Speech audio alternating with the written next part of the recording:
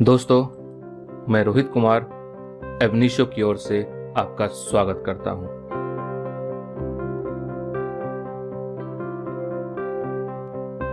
Family law 2 के इस video series में आपका स्वागत है। इस वीडियो में हम लोग चर्चा करेंगे succession to the property of a male intestate, जिसमें बात की जाएगी कि testamentary succession and intestate succession क्या होता है, वैसी कौन सी प्रॉपर्टी है जो एचएसए के थ्रू डिवॉल्व होती है, जिसमें 6 टाइप्स ऑफ प्रॉपर्टी के बारे में चर्चा की जाएगी। और जब इन प्रॉपर्टी का डिवोल्यूशन होता है तो इसमें कौन कौन से हेयर होते हैं जिनके पास प्रॉपर्टी ट्रांसफर की जाती है। इस क्रम में हम लोग class 1, class 2, class 3 and class 4 heir के बारे में चर्चा करेंगे। क्लास 1 में कौन कौन से हेयर आते हैं, क्लास 2 में कौन कौन आते हैं, क्लास 3 में कौन कौन आते हैं एंड क्लास 4 में कौन से हेयर शामिल किए जाते हैं। देन उसके बाद हम लोग 1 बाय 1 क्लास 1 हेयर में शामिल हेयर्स के बारे में 1 बाय 1 चर्चा करेंगे। लाइक मदर में कौन कौन सी मदर इंक्लूड्स की जाती हैं, किन्हें एक्सक्लूड किया जाता है। और अगर बात की जाती है विडो की, तो विडो में किन किन विडो को शामिल किया जाता है, किन्हें शामिल नहीं किया जाता है। और जब ये प्रॉपर्टी ट्रांसफर होती है एक डॉटर को, तो इसमें कौन सी डॉटर एलिजिबल है एंड कौन सी एलिजिबल नहीं है। देन उसके बाद हम लोग देखेंगे सन के बारे में, बिकॉज ये बेसिक चीजें हैं जिसमें आपको पता चल पाएगा कि एचएसए में जब प्रॉपर्टी का डिवोल्यूशन होता है आखिर कौन कौन से एलिजिबल एयर होते हैं जिन्हें प्रॉपर्टी ट्रांसफर की जाती है। देन हम लोग देखेंगे एचएसए में children born out of live in relationship, उसके बारे में क्या कोर्ट का मानना है और कहना है। और 1 बाय 1 इनके सारे कॉन्सेप्ट्स को हम लोग कुछ न्यूमेरिकल्स के माध्यम से समझने की कोशिश करेंगे, जिसमें कुछ कंडीशन दिया जाएगा और उस कंडीशन के बेसिस पर हम लोग इसके बेसिक न्यूमेरिकल को सॉल्व करेंगे। एंड एट लास्ट हम लोग चर्चा करेंगे कि क्लास 2 में कौन कौन से हेयर फॉल करते हैं। एक मेल हिंदू के डेथ पर एचएसए में 2 तरह के सक्सेशन का प्रोविजंस दिया हुआ है। First is testamentary succession and second is intestate succession. Testamentary succession में टेस्टामेंट का मतलब होता है विल, और जो भी पर्सन विल करता है उसे हम लोग बोलते हैं टेस्टेटर या टेस्टेट्रिक्स, और जिस पर्सन के नाम पर विल किया जाता है उसे बोलते हैं लेगेटी। और ये सारा प्रोसीजर जिसमें कि विल के थ्रू प्रॉपर्टी ट्रांसफर होता है एक पर्सन से दूसरे पर्सन के पास, ये कहलाता है टेस्टामेंट्री सक्सेशन। बट इसके लिए बेसिक रिक्वायरमेंट होती है कि जो भी बिल बनाया गया है पर्सन बी के लिए, सपोज इस केस में, that should be valid, capable of taking effect in law. अगर वो वैलिड नहीं है तो टेस्टामेंट्री सक्सेशन नहीं होगा, वहां इंटेस्टेट सक्सेशन होगा। तो इंटेस्टेट सक्सेशन में जो सबसे पहली बात है वो ये है कि ये जब भी होता है इसमें कोई विल या टेस्टामेंट नहीं होता है। और इंटेस्टेट कहने का मतलब है उस पर्सन से जिस पर्सन ने किसी भी तरह का कोई इंस्ट्रक्शन नहीं दिया है कि उसका प्रॉपर्टी कैसे डिवॉल्व किया जाएगा।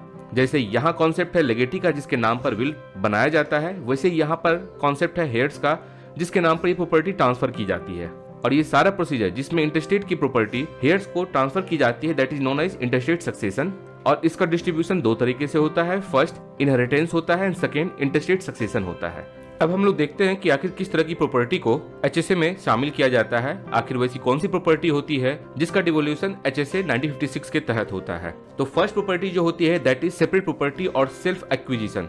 ये सेपरेट प्रॉपर्टी उस पर्सन के द्वारा अर्न की हुई प्रॉपर्टी हो सकती है and earn out of his salary और शेयर इन प्रॉफिट, या फिर ऐसा हो सकता है कि उस पर्सन ए ने, जो कि इंटेस्टेट है इस केस में, रिसीव की है प्रॉपर्टी थ्रू गिफ्ट और विल और by the way of prize and lottery. इसके अलावा ऐसी कोई भी प्रॉपर्टी अगर ये पर्सन ए अपने किसी भी रिलेटिव से, चाहे वो पैटर्नल हो चाहे मैटरनल हो, इनहेरिट करता है तो वो उसकी सेपरेट प्रॉपर्टी होती है। और जैसे ही वो सेपरेट प्रॉपर्टी होती है that is a subject matter of HSA. Second type की प्रॉपर्टी है undivided share of a male in Dayabhaga law. आपको मालूम ही है कि दायभाग लॉ में बाय बर्थ सन का कोई राइट नहीं होता है प्रॉपर्टी के ऊपर, जबकि फादर के डेथ के बाद ही उसकी राइट कंटिन्यू होती है।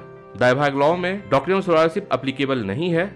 और अब दायभाग लॉ में जो भी प्रॉपर्टी होती है that is not subject matter of section 8 of HSA. Third type की प्रॉपर्टी होती है the property held by sole surviving copartners. आप ये ऑलरेडी जानते हैं कि सोल सर्वाइविंग कोपार्टनर कौन होता है। वैसा कोपार्टनर जिसके डाउन द लाइन कोई भी मेल इशू नहीं रहता है या कोई भी कोपार्टनर नहीं होता है, वो सोल सर्वाइविंग कोपार्टनर होता है। तो जब तक उसके डाउन में कोई भी कोपार्टनर नहीं आता है तो जो भी प्रॉपर्टी उसके पास है that is his exclusive property. और जब उसकी अगर डेथ होती है तो ये अज्यूम किया जाता है कि ये उसकी सेपरेट प्रॉपर्टी है और उसका सक्सेशन इंटेस्टेट सक्सेशन के थ्रू होता है। फोर्थ टाइप की प्रॉपर्टी होती है शेयर्ड ऑब्टेन ऑन पार्टीशन। जब भी किसी को पार्टनर को पार्टीशन के दौरान शेयर मिलता है तो या तो उसे सेपरेट के रूप में मिलता है, लाइक फादर एंड सन के बीच में जब डिवोल्यूशन होता है प्रॉपर्टी का, पार्टीशन होता है, तो उस कंडीशन में फादर को मिलने वाला शेयर सेपरेट प्रॉपर्टी होता है, जबकि सन को मिलने वाला शेयर अगर उसके डाउन द लाइन कोई मेल इशू होता है तो उस कंडीशन में वो कोपार्टनर शेयर होता है। अदरवाइज सोल सर्वाइविंग कोपार्टनर के रूप में उसे शेयर मिलता है और हम लोगों ने अभी ही चर्चा किया है कि जो भी प्रॉपर्टी सोल सर्वाइविंग कोपासर के द्वारा होल्ड की जाती है that is a subject matter of section 8 of HSA। Fifth type की प्रॉपर्टी होती है undivided share in Mitakshara law. HSA 1956 के द्वारा नोशनल पार्टीशन का कॉन्सेप्ट लाया गया था, जिसके द्वारा एक कोपासर के शेयर का डिमार्केशन हो जाता है और वहां जब इंटरस्टेट सक्सेशन होता है तो उस पर्सन को मिलने वाला share comes under subject matter of section 8 of HSA। और ये जो भी प्रॉपर्टी होती है that is not being devolve by doctrine of survivorship. Six type की प्रॉपर्टी होती है interest in property govern by other system. Because हम लोगों ने पढ़ा था मिताक्षरा लॉ तो था ही, दायभाग लॉ था, इसके अलावा मेट्रियार्कल सिस्टम भी इंडिया में प्रिवेल करता है, मरुमकट्टयम, नंबूदरी, अलिया संतना। यहाँ तो मेट्रियार्कल सिस्टम प्रिवेल कर ही रहा था, जहां पर कि इनकी प्रॉपर्टी का डिवोल्यूशन सेक्शन 8 के तहत होता है। The same way tarwad, tavazhi, kutumba, कवारता और इलम, इनकी प्रॉपर्टी का डिवोल्यूशन भी as per section 8 of HSA के थ्रू होता है और ये सारी बातें सेक्शन 7 में दी हुई है। अब हम लोग देखते हैं कि क्या सेक्शन 8 ऑफ HSA अप्लाई करने के लिए जरूरी ये है कि उस पर्सन की जो भी मेल इंटरस्टेट है उसकी डेथ इस एक्ट के कमेंसमेंट से पहले होनी चाहिए या बाद में होनी चाहिए, और क्या ये मैंडेटरी रिक्वायरमेंट है कि इस पर्सन की डेथ इस एक्ट के कमेंसमेंट के बाद ही होनी चाहिए। इसे हम लोग एक एग्जांपल से समझने की कोशिश करते हैं। सपोज होता ये है कि ए एक पर्सन है, इसने अपनी प्रॉपर्टी के लिए विल बनाया और उसे सेटल किया फर्स्ट वाइफ के नाम पर कि ये property for the life of wife उसके पास रहेगी, और जब उसकी वाइफ की डेथ हो जाती है इन सच कंडीशन अब ये प्रॉपर्टी इसकी डॉटर डी के पास चली जाएगी फॉर द लाइफ। अब होता ये है कि 1933 में ए की डेथ हो जाती है और वाइफ की डेथ 1945 में होती है। ये प्रॉपर्टी ट्रांसफर हो जाती है डी के पास, डी की डेथ 1960 में हो जाती है। तो अब मैटर ये होता है कि क्या यहाँ पर सेक्शन 8 ऑफ HSA एप्लीकेबल होगा? बिल्कुल होगा। आपको ये लग रहा होगा कि यहाँ पर डेथ तो डॉटर की हुई है, फिर प्रॉपर्टी सेक्शन 8 के तहत कैसे होगा? तो रीजन ये है कि यहाँ पर एक तरह से सेटलमेंट था प्रॉपर्टी का और एक्चुअली में ये प्रॉपर्टी ए की थी। ए की डेथ भले ही 1933 में हो गई है, लेकिन अब इसका सक्सेशन जो ओपन हो रहा है that is after death of D, because इस प्रॉपर्टी का सेटलमेंट कुछ इस तरह से था कि प्रॉपर्टी डी के पास जाएगी फॉर द लाइफ और इसकी लाइफ समाप्त हो जाती है 1960 में। तो इस तरीके से हम लोगों ने देखा ये जरूरी नहीं है कि जिस भी मेल इंटरस्टेट की प्रॉपर्टी सक्सीड की जा रही है उसके हेयर के द्वारा उसकी डेथ इस एक्ट के कमेंसमेंट के बाद ही होनी चाहिए। अब ऐसा होता है कि 1956 में जब ये एक्ट लागू हुआ था उससे पहले ही किसी पर्सन ने सूट फाइल कर दिया। अब उस पर्सन की डेथ अगर हो जाती है और सूट कंटिन्यू चल रहा होता है इवन 1956 तक, जबकि ये एक्ट लागू हुआ था दैट इज ऑन 17 जून 1956, तो पेंडेंसी ऑफ सूट उसमें भी सेक्शन 8 एप्लीकेबल होगा। और इस पर केस था कृपाल कौर वर्सेस जितेंद्र पाल का 2015 का केस था, जिसमें कोर्ट ने यही डिसीजन प्रिवेल किया था कि during the pendency of suit अगर इस एक्ट का कमेंसमेंट हो चुका है तो इस एक्ट का प्रोविजन उस सूट पर कंटिन्यू होगा और उस प्रॉपर्टी का सक्सेशन उनके एयर के द्वारा सेक्शन 8 के थ्रू की जाएगी that is given under Hindu succession act 1956। अब हम लोग बात करते हैं एयर के बारे में। पहले मिताक्षरा लॉ में जो एयर का कॉन्सेप्ट था that was based on rule of propinquity, जबकि अगर बात की जाए दायभाग में it was based on religious efficacy, जबकि मेट्रियार्कल में रूल अलग प्रिवेल कर रहा था। और मिताक्षरा लॉ में एंड दायभाग लॉ में जो एयर होता था that was up to 14 degree. जब 1956 में HSA लागू किया गया उसके बाद जो मिताक्षरा में प्रिवेल कर रहा था रूल ऑफ प्रोपेनक्विटी एंड दायभाग में प्रिवेल कर रहा था रिलीजियस एफिकेसी, उसे चेंज करके कर दिया गया नेचुरल लव एंड अफेक्शन और नियरनेस इन रिलेशन। और इस प्रकार से 4 टाइप्स ऑफ फेयर्स के बारे में बात की जाती है। So there are 4 classes of heir under HSA 1956। अब देखते हैं कि आखिर क्लास 1 एयर में क्या है और रूल ऑफ डिवोल्यूशन क्या है। इसमें जो हायरार्की बनी है वो ये है कि प्रॉपर्टी का सक्सेशन पहले क्लास 1 एयर के द्वारा की जाएगी। अगर क्लास 1 एयर में एक भी पर्सन अवेलेबल है तो उस कंडीशन में प्रॉपर्टी बाकी क्लास में नहीं डिवॉल्व होगी। बिफोर 2005 क्लास 1 में पहले 8 फीमेल थी एंड 4 मेल थे दैट इज इक्वल टू 12, जबकि आफ्टर 2005 4 एयर को इंट्रोड्यूस किया गया जिसमें 3 फीमेल को शामिल किया गया और एक और मेल को शामिल किया गया और इस तरह से 16 एयर होते हैं क्लास 1 में। अगर सपोज ऐसा होता है कि जो भी इंटरस्टेट है अब उसके पास कोई भी क्लास 1 एयर उसके बाद नहीं बचा है, इन सच कंडीशन प्रॉपर्टी ट्रांसफर होगी क्लास 2 एयर के पास, जिसमें 9 एंट्रीज है और इन 9 एंट्रीज में जो एंट्री सबसे ऊपर है वो अपने नीचे वालों को एक्सक्लूड करती है। और सपोज ऐसा है कि जिस एंट्री में एक से ज्यादा एयर है उन्हें इक्वल शेयर दिया जाता है।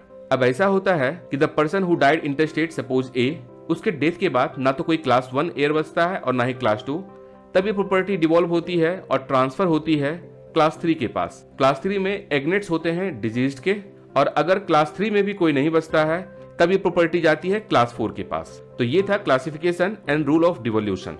अब हम लोग one by one class 1, class 2, class 3 and class 4 के बारे में चर्चा करते हैं। क्लास 1 ईयर के बारे में हम लोगों ने प्रीवियस वीडियो में भी चर्चा किया था, यहाँ ब्रीफली चर्चा की जाएगी इसके बारे में। क्लास 1 ईयर में 16 एयर्स होते हैं और सारे के सारे अगर एयर प्रेजेंट हैं तो उस कंडीशन में वो सारे के सारे एयर एक साथ प्रॉपर्टी इनहेरिट करेंगे। हर किसी को इक्वल शेयर दिया जाएगा और जो ये शेयर होगा that would B absolute share. इस प्रॉपर्टी पर इन सारे एयर का एक्सक्लूसिव राइट होगा और जो भी property as being a class heir ये लोग इनहेरिट करेंगे that would always be separate property. इन क्लास एयर का इंटरेस्टेड की प्रॉपर्टी पर बाय बर्थ राइट नहीं होता है, बल्कि उसके डेथ के बाद ही राइट चालू होता है। अब सपोज ऐसा होता है कि एक बार प्रॉपर्टी वेस्ट कर दी गई है किसी एयर में, अब उसे डिवेस्ट नहीं की जा सकती है। ऐसा होता है कि प्रीडिजीज सन की अगर वाइफ होती है वहां, दैट इज विडो, और उस विडो में प्रॉपर्टी ऑलरेडी वेस्ट हो चुकी है, उसे प्रॉपर्टी उसके लिए डिमार्क किया जा चुका है, और अगर वो रिमैरेज कर लेती है तो जो भी प्रॉपर्टी उसे मिला है उससे वापस नहीं ली जाएगी। उसका इंटाइटलमेंट पहले हो चुका है बिकॉज सक्सेशन उसके रिमैरेज से पहले ओपन हो चुका है। या अगर ये फीमेल सक्सेशन ओपन होने के बाद कन्वर्ट होती है किसी अदर फेथ में, अदर रिलीजन में, उस कंडीशन में भी जो इसे प्रॉपर्टी दी गई थी वो वापस नहीं ली जाएगी। देखते हैं एक बार हम लोग क्लास 1 एयर में कौन कौन लोग शामिल होते हैं। ये चार्ट आप लोग ऑलरेडी प्रीवियस वीडियो में देख चुके हैं। मैं आपको बताना चाहूंगा एक बात, जब भी इंटरस्टेट को शो करना हो तो वहां पर आप बिग ब्रैकेट का यूज कीजिए और जहां प्रीडिजीज्ड का यूज करना होता है वहां स्मॉल ब्रैकेट का यूज कीजिए। अब देखते हैं हम लोग क्लास 1 में शेयर कैसे कैसे डिवॉल्व होता है। Suppose A died interstate and if he is living behind wife तो वाइफ को शेयर मिलेगा, सन तो सन को मिलेगा, डॉटर है तो डॉटर को मिलेगा। अब अगर ऐसा होता है कि ये सन और डॉटर अगर जिंदा है तो इसके नीचे कोई भी एयर होगा उसे शेयर नहीं मिलेगा, बिकॉज जो भी इनको शेयर मिल रहा है that is there separate property, और ये प्रॉपर्टी उसके नीचे तभी ट्रांसफर होगी जब इनकी डेथ होगी। अब सपोज ऐसा होता है कि एस की डेथ हो जाती है, तब उस कंडीशन में इसके सन को, डॉटर को और वाइफ को शेयर मिलता है। जो शेयर इसके पास आने वाला होता है वही शेयर इन तीनों में इक्वली डिवाइड किया जाता है। अब अगर ऐसा होता है कि इसका सन, डॉटर और वाइफ अगर तीनों जिंदा है तो इसके बाद फर्दर इस लाइन में शेयर डिवॉल्व नहीं होगा। बट सपोज कंडीशन ऐसा होता है कि इसकी डॉटर भी प्रीडिजीज हो चुकी होती है, इसका सन भी प्रीडिजीज हो चुका होता है, तभी जा करके ये प्रॉपर्टी अब इसके डाउन द लाइन ट्रांसफर की जाएगी। इट मीन्स अगर ये लोग जिंदा हैं तो उस कंडीशन में इनके बच्चों को शेयर अलॉट नहीं किया जाएगा थ्रू HSA। अब सपोज इनकी डेथ हो जाती है तो उस कंडीशन में इस SS की डेथ होने के बाद जो भी शेयर एस से ट्रांसफर होकर के इन दोनों बच्चों के बीच में बट रहा था वो ट्रीट किया जाएगा एज ए पर स्ट्रिप शेयर जो कि एस के नाम पर आया है, और इक्वली डिवाइड होगा इसकी वाइफ, इसके सन और इसके डॉटर के बीच में। सेम थिंग होगा डॉटर के भी केस में। अगर डॉटर जिंदा है तो उस कंडीशन में उसके बच्चों को शेयर अलॉट नहीं किया जाएगा। अगर उसकी डेथ हो जाती है तभी जाकर के वो शेयर उनके बच्चों के पास ट्रांसफर किया जाएगा, और अगर इस डॉटर के भी बच्चे की डेथ हो जाती है तब जाकर के जो DS को मिलने वाला था शेयर वो उनके बच्चों में ट्रांसफर होगा। अगर ये जिंदा है उस कंडीशन में इनके बच्चों में ये शेयर ट्रांसफर नहीं होगा। ये बेसिक प्रिंसिपल है, बेसिक रूल है, इसे आप अच्छे तरीके से समझ लीजिए। पहले केवल इसमें 12 ही एयर शामिल थे। आफ्टर 2005 अमेंडमेंट इसमें 4 नए एयर को शामिल किया गया, जिसमें कि इस डॉटर की डॉटर और सन को शामिल किया गया, इस सन की डॉटर को शामिल किया गया और इस डॉटर की डॉटर को शामिल किया गया। जबकि इसमें याद रखिएगा इन दोनों को कोई भी शेयर नहीं दिया जाता है because they are not in class 1, they are in class 2। इसी कारण अगर आपके पास कोई भी क्वेश्चन आता है और उस क्वेश्चन में आपको दिखता है कि ये दोनों अवेलेबल हैं तो आप इन्हें शेयर अलॉट नहीं करेंगे। मदर को क्लास 1 में शामिल किया गया है, लेकिन मदर का मतलब है यहाँ बायोलॉजिकल मदर या अडॉप्टिव मदर। इसमें स्टेप मदर को शामिल नहीं किया जाता है। अगर स्टेप मदर दिया होगा क्वेश्चन में तो आप उसे शेयर एलोकेट नहीं करेंगे। 1955 से पहले प्लूरलिटी ऑफ वाइफ्स का कॉन्सेप्ट था कि एक मेल की कई एक वाइफ हो सकती थी। अगर उस कंडीशन में किसी बच्चे को अडॉप्ट किया जाता है तो क्वेश्चन ये बनता था कि आखिर उस अडॉप्टेड चाइल्ड की मदर कौन होगी। तो जो भी सीनियर मोस्ट वाइफ होती थी उस पर्सन की वो उसकी मदर होती थी, और बाकी अदर्स जितनी वाइफ होती थी वो स्टेप्स मदर होती थी। अब इस कंडीशन में अगर इस अडॉप्टिव सन का डेथ हो जाता है तो उस शेयर का एलोकेशन सीनियर मोस्ट वाइफ को होता था या सीनियर मोस्ट जो उसकी मदर है उसे होता था, जबकि जो अदर मदर होती थी उन्हें शेयर एलोकेट नहीं किया जाता था। मदर के मेरिटल स्टेटस से उसे मिलने वाले शेयर पर कोई इफेक्ट नहीं पड़ता है। अब ऐसा हो सकता है कि उस मदर की शादी नहीं हुई हो during the birth of child और डेथ ऑफ चाइल्ड, उस कंडीशन में भी उस चाइल्ड का शेयर उसकी मदर को दिया जाएगा। अब अगर चाइल्ड लेजिटिमेट हो या इलेजिटिमेट हो, दोनों ही कंडीशन में उस चाइल्ड का शेयर मदर को दिया जाएगा, बिकॉज चाइल्ड लेजिटिमेट या इलेजिटिमेट हो सकता है लेकिन मदर हमेशा मदर ही होती है जिसने उस चाइल्ड को जन्म दिया है। कंडक्ट ऑफ मदर से कोई फर्क नहीं पड़ता है, चाहे अगर वो मदर किसी भी पर्सन के साथ लिव इन में हो, रीमैरिज कर ली हो, इनफैक्ट अगर उसने हिंदू धर्म को छोड़ दिया हो और किसी अदर धर्म में कन्वर्ट हो गई हो, उस कंडीशन में भी अगर इस चाइल्ड की डेथ हो जाती है तो इसका शेयर मदर को दिया जाता है, बिकॉज हिंदू सक्सेशन एक्ट लागू होता है ऑन हिंदू और जिस पर्सन की डेथ हो रही है वो हिंदू है, तो उस कंडीशन में इसका शेयर इसकी मदर को दिया जाएगा, भले ही मदर ने अपना रिलीजन चेंज कर लिया हो। अब एक बार बात करते हैं मदर और फादर दोनों के बारे में। दायभाग लॉ में अगर फादर प्रेजेंट होते थे तो मदर को शेयर नहीं मिलता था, उन्हें एक्सक्लूड किया जाता था। कहने का मतलब ये है कि सपोज एक फैमिली है जिसमें एक मदर है, एक फादर है, इसका एक सन है। अगर इस सन की डेथ हो जाती है, ही डाइड इंटरस्टेट, उस कंडीशन में इसका शेयर फादर को मिलता था, मदर को नहीं मिलता था, एक्सक्लूड हो जाती थी। हिंदू कोड बिल 1948 में मदर और फादर दोनों को एक ही फुटिंग में रखा गया था and that was in class 2। लेकिन जब हिंदू सक्सेशन बिल 1954 पार्लियामेंट में पेश किया गया तो मदर को क्लास 2 से क्लास 1 में डाल दिया गया, जबकि फादर को क्लास 2 में ही रखा गया। तो इस प्रकार से मदर अब क्लास 1 की पार्ट हो जाती है, जहां की प्रेफरेंशियल हेयर के साथ उन्हें भी शेयर मिलता है on the death of interstate. अब बात की जाए मदर और फादर दोनों की, तो इस्लामिक लॉ में और पारसी लॉ में दोनों ही जगह दोनों को इक्वल फुटिंग में रखा गया है। मुस्लिम लॉ ऑफ इनहेरिटेंस के वीडियो में आपने ये देखा होगा कि दोनों इक्वल फुटिंग पे होते हैं। वो अलग बात है कि शेयर का एलोकेशन एंड शेयर की वैल्यू अलग अलग होती है। तो इस तरीके से HSA 1956 में मदर को प्रेफरेंस दिया गया जबकि फादर को प्रेफरेंस नहीं दिया गया। अगर मदर जिंदा है और उसके सन की डेथ हो जाती है, उस कंडीशन में शेयर मदर के पास जाएगा, फादर को उसमें से एक्सक्लूड कर दिया जाता है। क्लास 1 ईयर में नेक्स्ट कैटेगरी है विडो की। विडो का देखते हैं मतलब क्या होता है इसमें। पहली बात तो ये है कि अगर विडो ऑफ इंटरस्टेट है तो उसे इक्वल शेयर मिलता है दैट ऑफ सन, जिसके बारे में हम लोगों ने पार्टीशन के वीडियो में ऑलरेडी चर्चा किया है।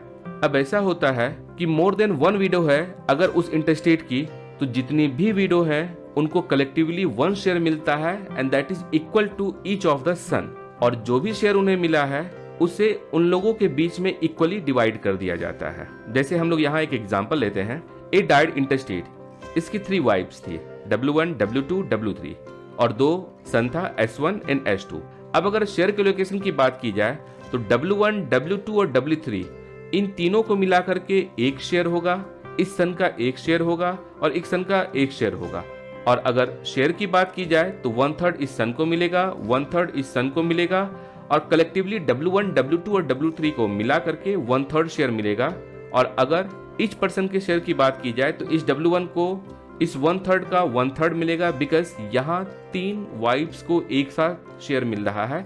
इसे मिलेगा 1/9, इसे मिलेगा 1/9 और इसे मिलेगा 1/9। और अगर यहाँ पर केवल 2 ही वाइफ होती तो 1/6 मिलता, अगर एक ही वाइफ होती तो 1/3 मिलता।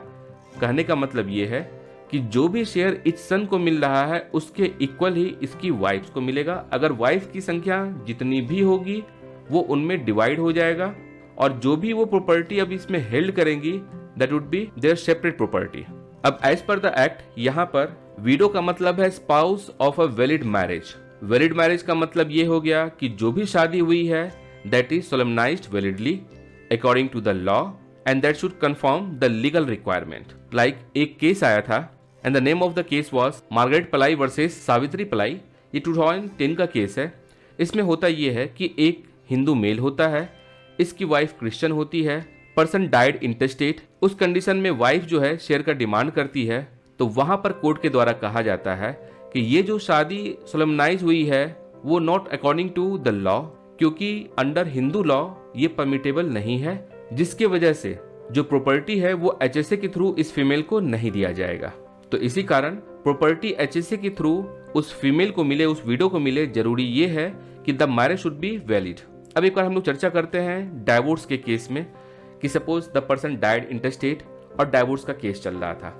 अगर डाइवोर्स की डिक्री आ चुकी होती है तो उस कंडीशन में अब वो उसकी वाइफ नहीं रही, और जब वाइफ नहीं रही तो उस पर्सन के डेथ के बाद उसे शेयर नहीं मिलेगा। अब सपोज ऐसा होता है कि उन दोनों के बीच में जुडिशियल सेपरेशन हो चुका होता है, डिक्री पास होती है कोर्ट के द्वारा, दे आर लिविंग सेपरेटली, और तब अगर पर्सन ए की अगर डेथ हो जाती है तो उसकी वाइफ अभी भी उसकी वाइफ रहती है और वो विडो के रूप में कंसीडर की जाएगी, उसे शेयर दिया जाएगा। या सपोज ऐसा होता है कि डाइवोर्स का केस फाइल किया जा चुका था, फाइल करने के बाद सूट पेंडिंग में है और इस बीच में पर्सन ए डाइड, इस कंडीशन में भी ये ए की विडो मानी जाएगी और इसे शेयर दिया जाएगा। डाइवोर्स हो सकता है एडल्ट्री या उसके मोरल कैरेक्टर पर फाइल किया गया हो, लेकिन ये बाढ़ उसे नहीं करता है प्रॉपर्टी इनहेरिट करने से। जैसे इस पर एक केस आया था, and the name of the case was Daljeet Kaur versus Amarjeet Kaur, 2009 का केस है, पंजाब एंड हरियाणा हाईकोर्ट का। इसमें होता यह है कि इस H1 और W1 की शादी होती है। शादी होने के कुछ समय के बाद ये W1 चली जाती है एक अदर पर्सन के पास, H2 के पास। इन लोगों के बीच में रिलेशन एस्टेब्लिश होता है। वहाँ इसके 3 बच्चे होते हैं, C1, C2 और C3। उस दौरान इस W1 का एक बार ऑपरेशन होता है जहाँ पर कि फॉर्म में लिखना होता है हस्बैंड का नाम, तो अपने इस हस्बैंड का नाम लिखने के बजाय वो H2 का नाम लिखती है। H1 ने अपनी फर्स्ट वाइफ को डाइवोर्स नहीं दिया, बल्कि W2 से ये शादी कर लेता है। ऑफिशियल डॉक्यूमेंट में भी इसे वाइफ के रूप में एक्सेप्ट करता है और हर जगह लिखता है। अब होता ये है, H1 की हो जाती है डेथ होने के बाद W1 का क्लेम होता है इसके प्रॉपर्टी के ऊपर। तो इस मामले में कोर्ट का ये कहना होता है कि H1 डाइड इंटरस्टेट, उसने कोई विल नहीं बनाया है। H1 ने W1 को डाइवोर्स भी नहीं दिया था, तो देखा जाए लीगली W1 इसकी विडो है, और जब W1 इसकी विडो है तो प्रॉपर्टी ये इनहेरिट करेगी, जबकि W2 इनहेरिट नहीं करेगी। भले ही ऑफिशियल डॉक्यूमेंट या रिकॉर्ड में W2 को वाइफ के रूप में ये लिखा है, बट उसकी लीगल वैलिडिटी नहीं है, because there is no proof. जब ऑलरेडी इन लोगों की शादी कंटिन्यू थी, उस कंडीशन में W2 के साथ अगर ये शादी भी अगर करता है तो that is a wide marriage, और अगर ये वाइड मैरिज था because this was the case of bigamy, तो उस कंडीशन में W2 को कोई भी प्रॉपर्टी नहीं दी जाएगी। अब इसी क्रम में हम लोग एक और केस देखते हैं, and the name of the case is Krishnamma versus Subramanyam Reddy, 2008 का केस है। ये case equity, justice and good conscience पे बेस्ड है। इस केस में होता ये है, ए की शादी W के साथ होती है। W कुछ समय के बाद ए को डिजर्ट करके B के पास चली जाती है, उसके साथ रहना चालू करती है, और वहाँ इसके 2 बच्चे होते हैं, C1 और C2। ए किसी और के साथ शादी नहीं करता और ना ही रिलेशन बनाता है। ए की डेथ हो जाती है। उसके बाद ये W ए की प्रॉपर्टी पर क्लेम करती है कि उसका इसमें हक है। इसमें कोर्ट का फैसला ये होता है, द मोमेंट उसने इसे डिजर्ट कर दिया, उसे बिल्कुल छोड़ के चली गई, उस कंडीशन में अब ये W ए के ज्वाइंट फैमिली की मेंबर नहीं रही। और अगर मोरली देखा जाए तो मोरल ग्राउंड पर जब उसने छोड़ ही दिया है तो प्रॉपर्टी का डिमांड कैसे कर सकती है। और लास्ट में कोर्ट का फैसला होता है कि equity, justice and good conscience के सेंस पे अगर देखा जाए तो W को ये प्रॉपर्टी नहीं दी जाएगी और W प्रॉपर्टी इनहेरिट नहीं करती है। अब हम लोग देखते हैं कि किसी पर्सन ए की शादी जो होती है वो वाइड और या वाइडेबल मैरिज है। उस कंडीशन में जिस विमेन के साथ की शादी हुई है, क्या वो इसके विडो के डेफिनेशन में फॉल करेगी? अब अगर वो वाइड या वाइडेबल मैरिज है, कोर्ट की तरफ से डिक्री आ चुकी है, उस कंडीशन में अब ये विडो नहीं होगी, बिकॉज डिक्री के बाद ही अब ये इसकी वाइफ नहीं रहती है ए की, तो ए के डेथ के बाद W इसकी विडो नहीं होगी। अगर ये वाइडेबल मैरिज है और सूट पेंडिंग है, उस कंडीशन में अगर ए की डेथ हो जाती है तब W ए की विडो होती है। अब ऐसा होता है कि ए की डेथ हो जाती है और उसके बाद सक्सेशन ओपन होता है और W रीमैरिज कर लेती है, उस कंडीशन में भी ये प्रॉपर्टी इनहेरिट करेगी। अगर केस बाइगेमस का है या वाइड मैरिज का है तो उस कंडीशन में वो उसकी विडो नहीं कहलाएगी। लाइक इस क्रम में एक केस आया था, and the name of the case is Pilla Apala Narasamma versus record officer for OIC records Madras Regiment, 2012 का केस है। इस केस में होता ये है, ए की शादी W के साथ होती है, लेकिन कुछ समय के बाद ये मिस्टीरियसली डिसअपियर्ड हो चुकी होती है। उसके डिसअपियरेंस के कुछ समय के बाद पंचायत का फैसला आता है और वहां पर एज पर देयर कस्टम्स ये माना जाता है कि ए का W1 के साथ डाइवोर्स हो चुका होता है, और ये बात है कापू कम्युनिटी की। अब ए की शादी W2 के साथ हो जाती है। कुछ समय के बाद जब ए की डेथ हो जाती है तो W1 अपीयर होती है। अब वो ए की प्रॉपर्टी पर अपना राइट क्लेम करती है। इसमें W2 का कंटेंशन होता है कि वो ऑलरेडी डिसअपियर हो चुकी थी, पंचायत की तरफ से कस्टमरी डाइवोर्स हो चुका है, इन दोनों की शादी कस्टम्स के हिसाब से हो चुकी है, अब ये उसकी वाइफ है, तो ये प्रॉपर्टी W1 को नहीं मिलना चाहिए बल्कि सारी प्रॉपर्टी W2 को मिलनी चाहिए। इसमें कोर्ट का कहना होता है एज पर सेक्शन 4 ऑफ 1956 जो कस्टम पहले प्रिवेल कर रहा था, इस एक्ट के लागू होने के बाद से HSA 1956 उस कस्टम को ओवरराइड कर देता है। और since it is a matter of bigamous, तो इस कंडीशन में W2 को कोई प्रॉपर्टी नहीं दी जाएगी और जो इस केस का डिसीजन आता है that is in favour of W1। अब हम लोग देखते हैं share of A window post unexplained disappearance of husband. अगर हस्बैंड गायब हो चुका है, पता नहीं है, 7 इयर्स से ज्यादा अगर हो चुका है, उस कंडीशन में क्या इसे विडो माना जाएगा उस फीमेल को, और क्या उसका कोपासनरी प्रॉपर्टी इसे दिया जाएगा, क्या ये इनहेरिट कर सकती है प्रॉपर्टी। इस पर एक केस आता है 2016 का ये केस है and the name of the case is Santosh Popat Chauhan versus Sulochana Rajiv. इसमें होता ये है, एक ज्वाइंट फैमिली होती है जिसमें 3 सन होते हैं, S1, S2, S3 और एक डॉटर होती है D1। S1 की शादी W के साथ होती है, बट होता ये है कि 1997 से S1 का कहीं पता नहीं चलता है कि वो कहाँ है। 10 साल बीत चुका होता है और तब भी S1 का कुछ पता नहीं होता है। इस दरमियान S2, S3 और D1 जितनी भी कोपासनरी प्रॉपर्टी होती है उसे बेच करके अपने नाम पे प्रॉपर्टी करना चाहते हैं। S1 इसका विरोध करती है और तब वो पार्टीशन सूट फाइल करती है और साथ ही साथ हस्बैंड के डेथ को लेकर के एक सूट फाइल करती है, बिकॉज अगर 7 इयर्स तक कोई पर्सन मिसिंग है तो ये माना जाता है कि उसकी डेथ हो चुकी है। पार्टीशन का डिक्री आने से पहले ही इस लेडी को कोर्ट के द्वारा death of husband and secure declaration मिल चुका होता है। अब D1, S3 और S2 का क्लेम ये होता है कि पार्टीशन का भी डिक्री आया नहीं है, पहली बात। दूसरी बात, इसे ऑलरेडी हस्बैंड के डेथ का सर्टिफिकेट मिल चुका है। थर्ड थिंग, इसने रीमैरी कर लिया किसी और के साथ। जब पार्टीशन ओपन नहीं हुआ है, सक्सेशन ओपन नहीं हुआ है, उससे पहले इसने रीमैरी कर लिया है, तो फिर इसे प्रॉपर्टी नहीं दी जा सकती है। बिकॉज HSA में रूल है जब सक्सेशन ओपन होगा तभी जाके उसे प्रॉपर्टी दी जा सकती है। इस केस में कोर्ट का कहना था कि लीगली अगर देखा जाए कोई पर्सन 7 इयर्स तक डिसअपियर्ड है तो उसे डेड मान लिया जाता है। इस केस में 10 इयर्स बीत चुका था, उसके बाद इसने सूट फाइल किया, तो अगर देखा जाए जैसे ही 7 इयर्स कंप्लीट हुआ तो लीगली उसके हस्बैंड की डेथ हो चुकी है। और जब हस्बैंड की डेथ हो चुकी है तो उस कंडीशन में उस हस्बैंड का शेयर इस वाइफ को मिलना चाहिए एज बीइंग अ कोपार्टनर, बिकॉज इसका हस्बैंड इस फैमिली में कोपार्टनर था।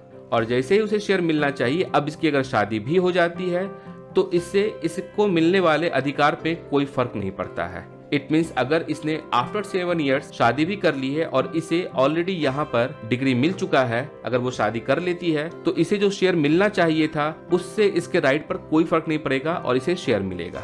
अब टाइम है छोटे से ब्रेक का, जिसमें मैं आपको बताना चाहूंगा कि दोस्तों, इस तरह के वीडियो को बनाने में काफी समय, मेहनत और रिसोर्सेस लगता है। आप अपना वैल्यूएबल फीडबैक जरूर शेयर करें ताकि एबनिशियो टीम को प्रोत्साहन मिले तथा आपके द्वारा दिए गए फीडबैक पर काम करके और इन्फॉर्मेटिव वीडियोस आप तक लाया जा सके। तो please like the video, subscribe the channel and share the video with needy one. अब तक हम लोगों ने हेयर के रूप में वीडियो के बारे में बात की है। इसके बाद अब हम लोग डॉटर के बारे में बात करते हैं एज ए हेयर।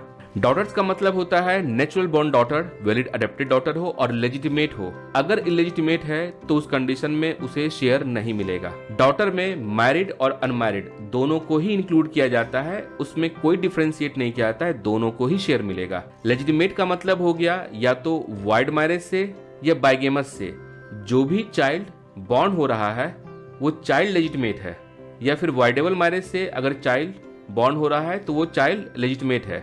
जबकि डॉटर्स के डेफिनेशन में स्टेप डॉटर को और इलेजिटिमेट डॉटर को शामिल नहीं किया जाता है। इनफैक्ट अगर इस डॉटर ने स्पेशल मैरिज एक्ट 1954 के तहत किसी और से शादी कर लिया है, फैमिली के विरोध में भी चली गई है, फैमिली के लोगों की बात नहीं मान रही है, लोगों ने उससे रिश्ते तोड़ दिए हैं, उसके बावजूद if any person died intestate उसकी डॉटर को शेयर मिलेगा and the share would be equal to the share of the son. जबकि डॉटर को लेकर के एसटी कम्युनिटी में अलग अलग रूल है, वहां पर कस्टमरी लॉ कंटिन्यू होता है। अब अगर सन की बात की जाए तो सन का मतलब भी है natural born son, adopted son and legitimate son. यहाँ पर इलेजिटिमेट सन को शामिल नहीं किया गया है। एडॉप्टेड सन को लेकर के बहुत सारा केसेस आया है, बहुत डिफरेंट केस है, इसे समझने की कोशिश कीजिएगा। लाइक 2013 में एक केस आता है साहेब रेड्डी वर्सेस शरणप। इस केस में होता यह है कि एक फैमिली होती है जिसमें हस्बैंड एंड वाइफ होते हैं। इनकी 3 डॉटर्स होती है, D1, D2 and D3। Husband died इंटेस्टेट, उसके डेथ के बाद जो इसकी वाइफ होती है एक सन को अडॉप्ट करती है। अब क्वेश्चन ये बनता है कि ए की ऑलरेडी डेथ हो चुकी है, डब्ल्यू ने इस सन को अडॉप्ट किया है, तो क्या ए की जो प्रॉपर्टी का डिवोल्यूशन होगा उसमें एस को हिस्सा मिलेगा या नहीं मिलेगा। डॉटर्स का क्लेम होता है कि जब फादर डाइड इंटरस्टेट उस वक्त ये सन सीन में नहीं था, इसे शेयर नहीं दिया जा सकता है। लेकिन कोर्ट का कहना होता है कि भले ही द फादर डाइड इंटरस्टेट, जैसे ही सन का अडॉप्शन होता है, now is he legal son of his wife और इसके फादर का नाम वही होगा जो कि ये पर्सन है। तो since he is legal son of A also, तो उस कंडीशन में एस को शेयर मिलेगा, भले ही ए डाइड इंटरस्टेट, इसके राइट को वायलेट नहीं किया जा सकता है। उसके बाद एक केस आता है जहां पर कि चाइल्ड का एज 15 ईयर्स से ज्यादा होता है, उसका वैलिड अडॉप्शन किया जाता है as per customary law. And जब प्रॉपर्टी के डिवोल्यूशन की बात आती है तो फिर यहाँ मुद्दा बनता है कि because the child was more than 15 years, और यदि आप हिंदू अडॉप्शन एक्ट पढ़ेंगे तो उसमें आपको दिखेगा कि क्राइटेरिया ही है कि the child should be less than equal to 15 years, और यहाँ मोर देन था। उस कंडीशन में भी कोर्ट का ये मानना होता है कि सिंस वहां पर कस्टमरी लॉ प्रिवेल कर रहा है, as per the customs if the person was allowed to adopt a child more than 15 years of age, तो उसे उस पर्सन के डेथ पर उसकी प्रॉपर्टी दी जाएगी। तो हम लोगों ने जैसे पहले ऊपर चर्चा किया कि सन का मतलब होता है legitimate son, adopted son and born son, natural born son, जबकि सन में इंक्लूड नहीं किया जाता है स्टेप सन को या इलिजिटिमेट सन को। इलिजिटिमेट सन का मतलब है यहाँ पर अगर किसी के साथ इलिसिट रिलेशन है और तब अगर सन बॉर्न होता है आउट ऑफ इलिसिट रिलेशन, तो वहां पर वो इलिजिटिमेट सन होता है। या फिर जो बायोलॉजिकल मदर एंड फादर हैं उनके बीच में शादी हुई है, अगर उसका प्रूफ नहीं होता है तो उस कंडीशन में भी वो इलिजिटिमेट सन कहलाता है। और जो भी इलिजिटिमेट सन होगा उसे HSA के थ्रू प्रॉपर्टी नहीं मिलेगी। तो इलिजिटिमेट सन हो या इलिजिटिमेट डॉटर हो, दोनों को ही HSA के थ्रू प्रॉपर्टी नहीं मिलती है। लेकिन अगर वाइड या वाइडेबल मैरिज अगर है, उस कंडीशन में किसी चिल्ड्रन का बर्थ होता है, चाहे वो मेल हो या फीमेल हो, मीन्स सन हो या डॉटर हो, उस कंडीशन में उसे शेयर मिलता है HSA के थ्रू। अब हम लोग बात करते हैं children born out of live in relationship. इसमें इस चीज को लेकर के दो अलग अलग कोर्ट का अलग अलग डिसीजन था, जिसमें एक डिसीजन 2010 का है, जिसमें कोर्ट का कहना होता है कि ऐसा चिल्ड्रन जिसका जन्म लिव इन रिलेशनशिप के दौरान हुआ है वो प्रॉपर्टी इनहेरिट कर सकता है। जबकि आप देखेंगे 2013 का केस है जिसमें ये कहा जाता है कि सिंस शादी सोलमनाइज नहीं हुई है, उसकी लीगल वैलिडिटी नहीं है, जिसके वजह से वो इलिजिटिमेट चाइल्ड है, तो उसे शेयर नहीं दिया जाएगा। और अगर देखा जाए तो ये डिसीजन ज्यादा वैलिड है, बिकॉज जब तक आपकी शादी सोलमनाइज नहीं होती है तब तक children born out of live in relationship will be treated as illegitimate child. मानवता की बात अलग है, on the ground of humanity उस बच्चे को मेंटेनेंस राइट मिलना चाहिए, that is another thing. But legal point of view से the person is illegitimate child, उसे कोई भी शेयर नहीं मिलेगा। हेयर में नेक्स्ट कैटेगरी है सन एंड डॉटर्स ऑफ प्रीडिजीज सन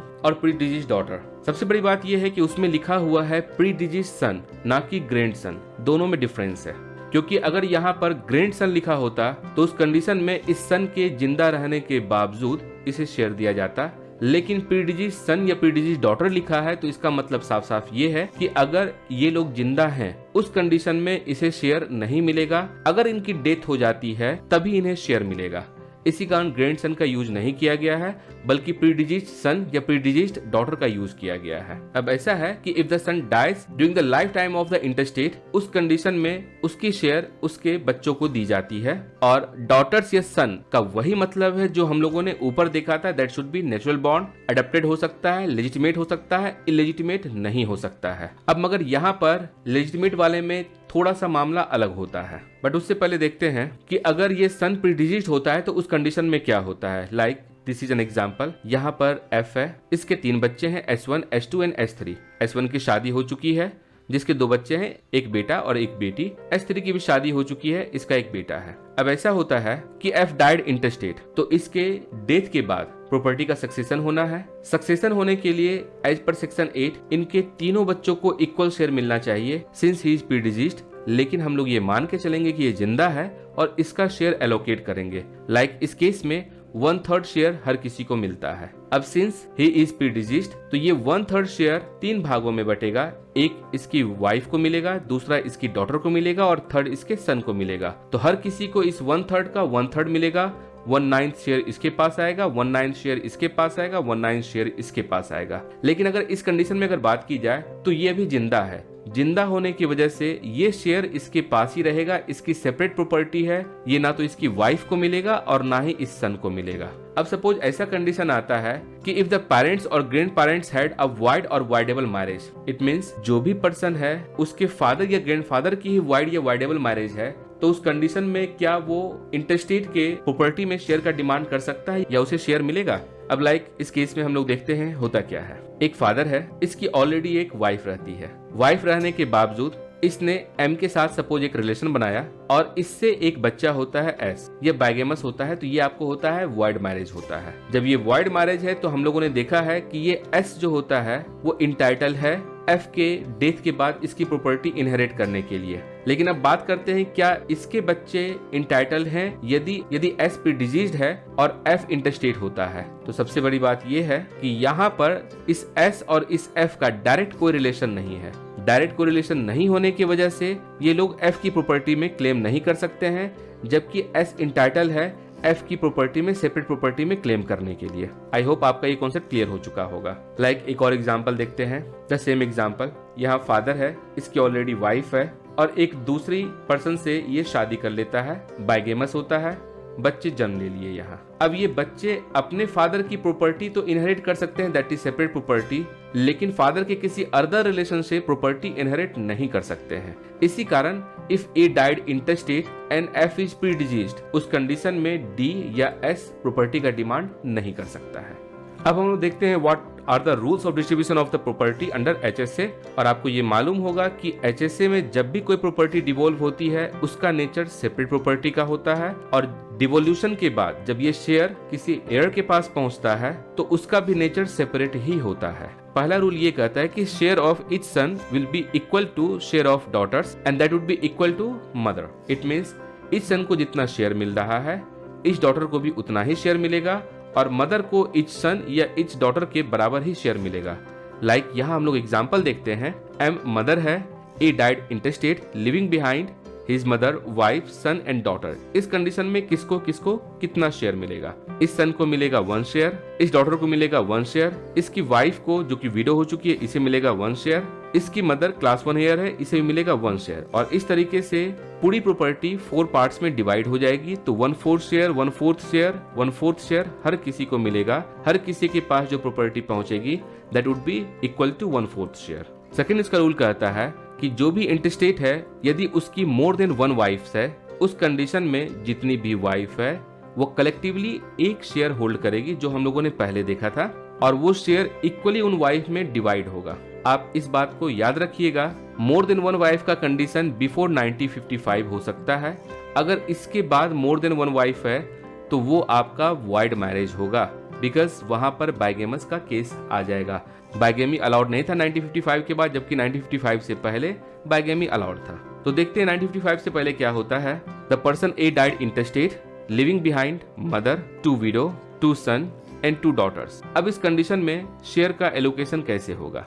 तो as per the rule 1 share इस सन को मिलेगा, 1 शेयर इस सन को, 1 शेयर इस डॉटर को और 1 शेयर इस डॉटर को। उसके अलावा मदर भी क्लास 1 ईयर में है, 1 शेयर इसे मिलेगा।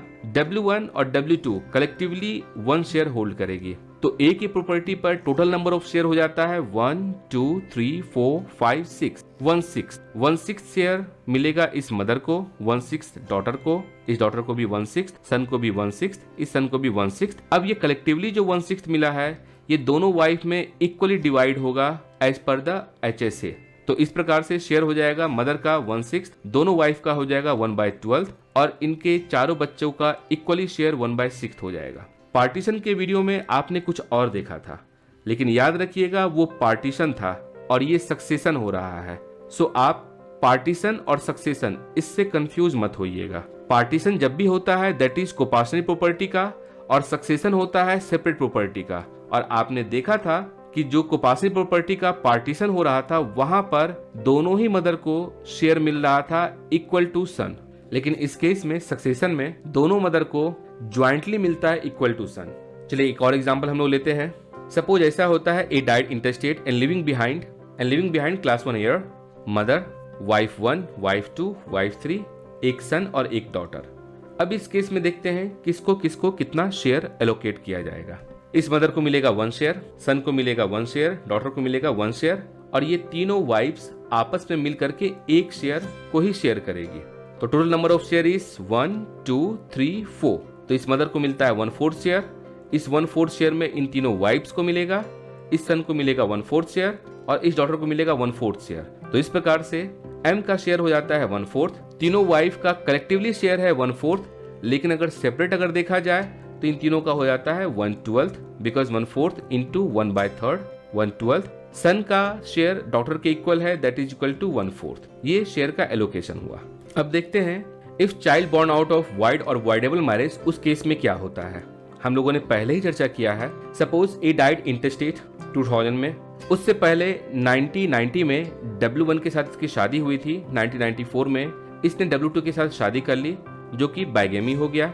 W1 से एक सन होता है, W2 से एक डॉटर होती है। तो हम लोगों ने पहले चर्चा किया है अगर ए की डेथ हो जाती है तो इसकी रियल विडो W1 होगी, W2 ये वाइड मैरिज है और वाइड मैरिज होने के कारण W2 को कुछ भी शेयर नहीं मिलेगा।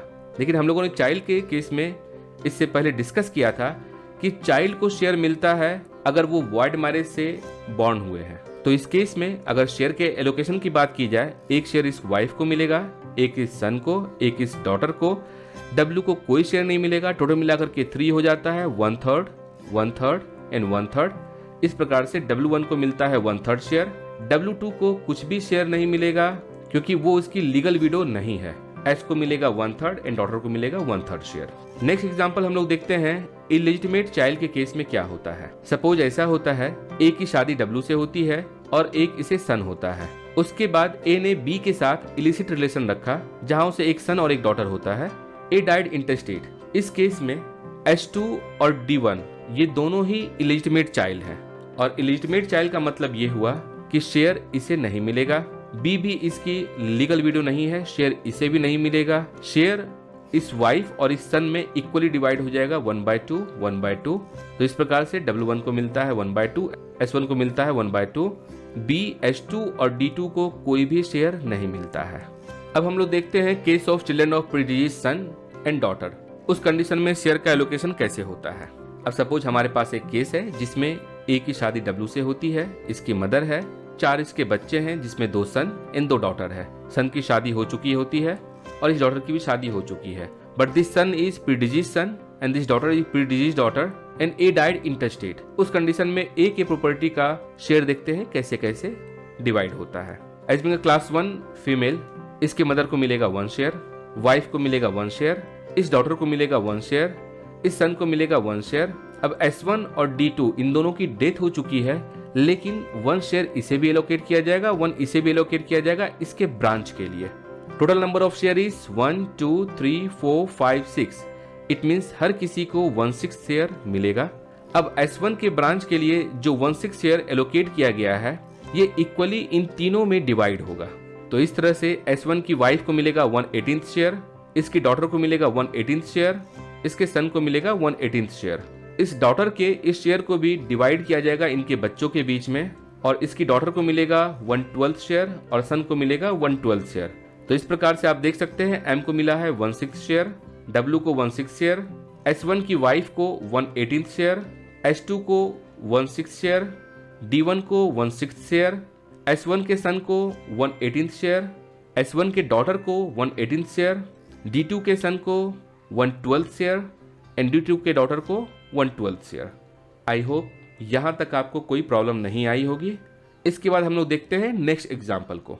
अभी तक हम लोगों ने जो भी प्रिंसिपल पढ़ा है उसी के बेसिस पर ये एग्जाम्पल है, करना आपके लिए आसान होगा। अगर प्रिंसिपल समझने में जरा सा भी आपको दिक्कत है आप दोबारा उसे सुने, आप लिखने की कोशिश करें क्योंकि आप साथ में जब नोट्स बनाते जाते हैं तो आपका एप्लीकेशन ऑफ माइंड भी काम करता है जिससे कि समझना आसान हो जाता है। चलिए देखते हैं इस केस में क्या होता है।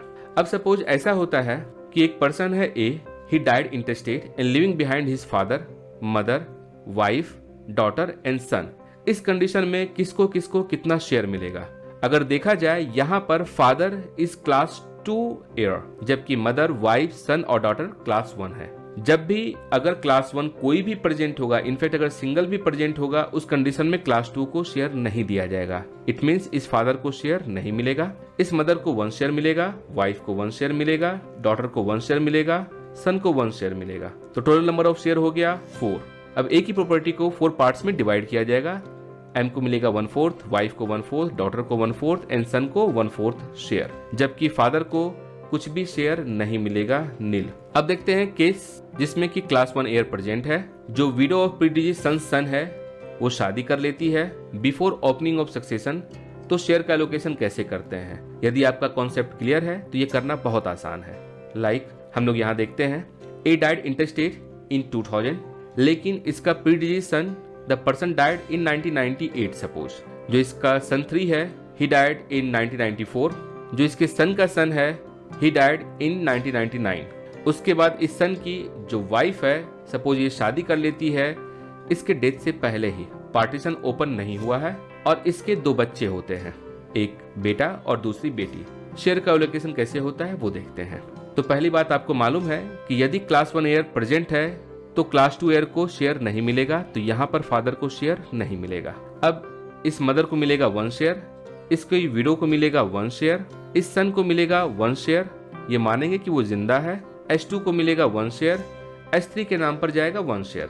Total number of share is 1 2 3 4 5। तो 1/5 शेयर इस मदर को मिलता है, 1/5 इस विडो को मिलता है, 1/5 इस सन को, 1/5 इस प्रीडिजीज सन को मिलता है, उसके नाम पर एलोकेट किया जाता है और 1/5 यहाँ आता है। ये 1/5 शेयर इसकी वाइफ को मिल जाएगा सिंस ही प्रीडिजीज्ड। तो अब ये शेयर पहुंचना चाहिए इसके सन के पास, बट ही इज ऑल्सो प्रीडिजीज्ड। उस कंडीशन में अब ये शेयर यहाँ पहुंचेगा, लेकिन सक्सेशन इसके शादी के बाद हुआ है, तो अब ये 1/5 शेयर केवल 2 ही पार्ट में डिवाइड होगा, दैट इज इस सन को मिलेगा और इस सन को मिलेगा। क्योंकि सक्सेशन ओपन होने से पहले ही इसने रीमैरिज कर लिया और दोबारा शादी होने के कारण अब ये इस ज्वाइंट फैमिली की मेंबर नहीं रही।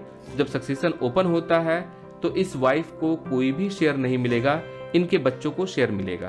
तो यहाँ बच्चों के पास आता है 1/10, यहाँ आता है 1/10। तो इस प्रकार अगर देखा जाए शेयर का, तो फादर को कुछ भी शेयर नहीं मिलेगा, मदर को 1/5 मिल रहा है, S1 की वाइफ को 1/5 मिल जा रहा है, S2 को 1/5 मिल रहा है, S3 के प्रीडिजीज सन की वाइफ को कुछ भी नहीं मिल रहा है, नील। जबकि S3 के सन को मिल रहा है 1/10 और डॉटर को मिल रहा है 1/10। आई होप यहाँ तक आपको कोई डाउट नहीं होगा।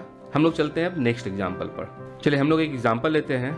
इस एग्जाम्पल में होता ये है कि ए डाइड इंटरस्टेट इन 2004, लेकिन इसके सन की डेथ 94 में हो चुकी थी और इसके सन की डेथ 2000 में हो चुकी थी। व्हेन ए डाइड इंटरस्टेट 2004, अब शेयर का एलोकेशन कैसे होगा? इसके सन की वाइफ जिंदा है। इस केस में हम लोग देखते हैं कि जो इसके सन की वाइफ है, सी इज क्लास 1 हेयर, जबकि फादर क्लास 2 हेयर। इस ए की सारी प्रॉपर्टी इसके सन की वाइफ को मिल जाएगा, फादर को मिलेगा नील, जबकि इसके सन की वाइफ को मिल जाएगा टोटल शेयर।